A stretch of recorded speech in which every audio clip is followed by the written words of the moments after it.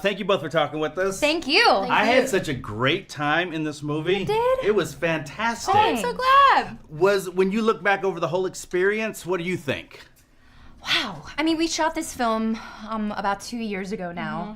So we're just so thrilled that, people are finally getting the opportunity to see it. We really poured so much of ourselves into this. I mean, a film like this is unique in the sense that I don't think there's been another film out there that takes place primarily underwater like this does. 90% of this movie is us underwater, trapped in a cage, trying to figure out how to escape and make our way back up to the surface without getting attacked by a shark, running out of oxygen and drowning, getting the bends, which are the nitrogen bubbles that travel into your blood to your brain. Freezing to death. Yeah. Got that one. Yeah, freezing to death. Having any sort of communication with people on the boat if the boat's still there. Just literally the worst vacation ever. Worst trip ever. Worst vacation decision ever. they've ever made. I have to tell you though, it was so suspenseful. I jumped at one point and I hit my lip and I thought I was bleeding. Oh, and no! I was like, I think Do I'm not bleeding. tell people they're going to get injured while watching this film. It was that much fun though. It was that much fun. That's so nice. It's all underwater. Most of it's underwater. What does that mean for you two?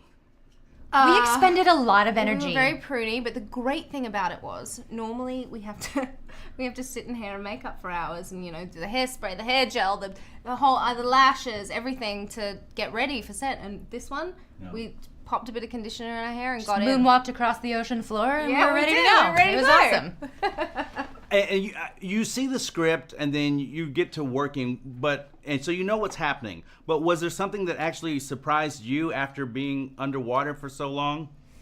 I think that how much of an affinity we had with the water after the fact, and how used to it we became. And anytime someone would say something that annoyed me on dry land, I'd just float under so I didn't have to listen to them. Where'd you go? And I think as physically taxing as it was to do this, you expend way more energy underwater than you realize doing the smallest little things like swimming in circles and breathing heavily and screaming.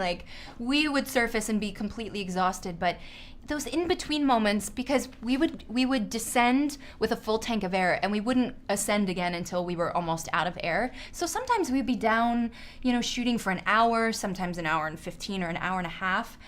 And those in-between moments were really quiet and peaceful because it was only Claire and I that could communicate with each other. We were the only ones that had those full face masks that had comms in them and had microphones and whatnot. So we would chat with each other, but we would also just sort of float. It was like being in space or something. It was crazy. I feel like it's probably pretty easy breezy for you guys since you're both veteran divers. Not. We are not veteran divers. No. We had a We were tiny crash course in diving before we started novice shooting this. divers. But we did not get certified by any means. Have I'll you probably since? teach you to dive now. No, Oh, really? it would be illegal because I'm not certified, but we're pretty good at it, I think. We have not been diving since, no. No. I think it's going to take me another couple of years to sort of want to get back in the water. Maybe never again. We were waterlogged. I mean, 8 weeks for 8 hours a day, in a tank with all of our equipment on, it was... And not even swimming around and seeing beautiful parts of the world underwater.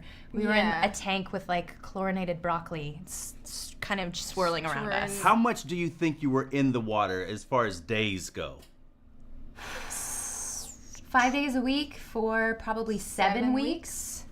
35 days, yeah. See that math? I did see that. And not, am I right? Not one real shark? Not one real shark. The CGI's pretty convincing, It though, was isn't fantastic. it? Yeah. It was. I became that guy in the movie theater. Though, That you when were I was no. I was like, don't get into that cage, girl. Don't go in Yeah, that yeah, cage. yeah. Don't get out of that And then I was cage. like, don't get out. Don't get out. And she should have listened. She really should have. I should have listened. Both? Yeah. But I'm sitting here eating my gummy shark, not listening. You really convinced me otherwise.